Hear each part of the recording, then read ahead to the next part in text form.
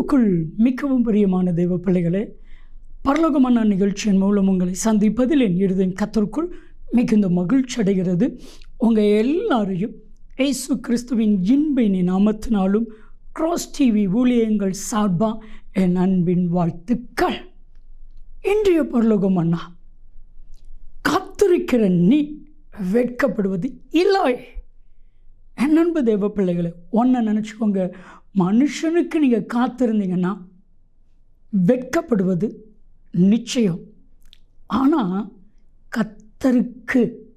கர்த்தருக்காக காத்திருக்கிற ஒருவரும் வெட்கப்பட்டு போவது இல்லை.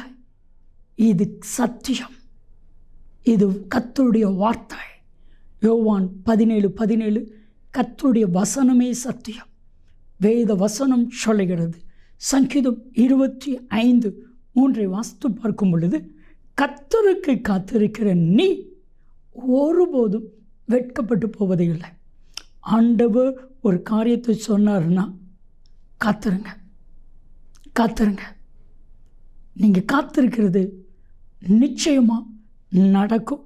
இதுவரை காத்திருந்த காரியம் சீக்கிரத்தில் உங்களுக்கு நடக்க போகுது. பிரியமான தெய்வ பிள்ளைகளே, இன்றைக்கி காத்திருக்கிறது என்பது ஒரு கடினமான காரியம், ஒரு வேதனைக்குரிய ஒரு காரியம். ஆனால் ஆண்டவர் சொல்றாரு, நான் கர்த்தர் பக்கமாய் காத்திருந்தேன், அவர் என் பக்கமாய் சாய்ந்தார். நீங்கள் கர்த்தர் பக்கம் காத்திருந்தீங்கன்னா அவர் உங்கள் பக்கமாக சாய்வார்.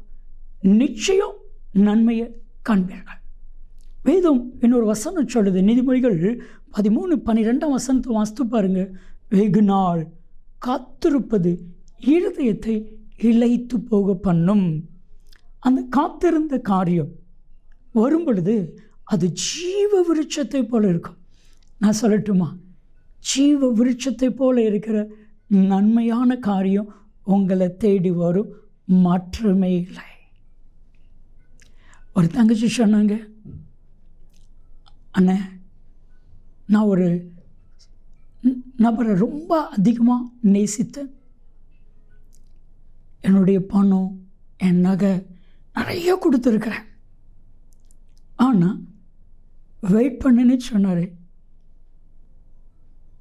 அண்ணே, இப்போ வேறொரு திருமணம் செய்துட்டார். இத்தனை வருஷம் நான் வெயிட் பண்ணனே, என்னை குறித்து கொஞ்சம் கூட தரிசனம் இல்லையா? நான் சொன்னேன், அதுதான் உலகமா?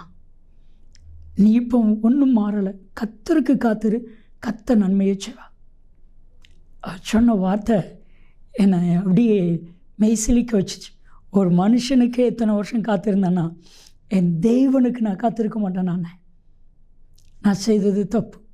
உடனே அந்த இடத்துல நின்று ஆண்டவர்கிட்ட மன்னிப்பு கேட்டால் அந்த சகோதரி கர்த்தனை உயர்த்தி ஆசீர்வதித்து வச்சிருக்கிறாரு. என் அன்பு தெய்வ பிள்ளைகளை, காத்திருக்கிறது ரொம்ப ரொம்ப ரொம்ப முக்கியம். ரோமர் 8:24-25 மிக முக்கியமான வசனம்.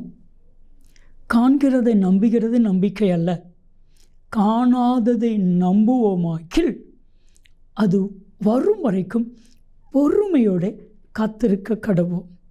கொஞ்சம் பொறுமையோடு நீங்கள் காத்திருங்க. நான் சொல்கிறேன், மறுபடியும் சொல்கிறேன், காத்திருக்கிற நீங்கள் ஒருபோதும் வெட்கப்பட்டு போவதில்லை. காத்திருக்கிற உங்களை தேடி இயேசு வருவார். ஜெபிப்போமா? தகப்பனே, உமக்காய் காத்திருக்கிறவர்கள் வெட்கப்பட்டு போகாதபடி செய்யும். இயேசுவின் நாமத்தில் ஜெபிக்கிறோம் ஜீவனுள்ள பிதாவே, ஆமென், ஆமென். காத்திருக்கிற நீ வெட்கப்படுவது இல்லை. நன்மையும் கிருபையும் ஆசீர்வாதங்களும் நிச்சயமாய் உங்களை தொடரும்.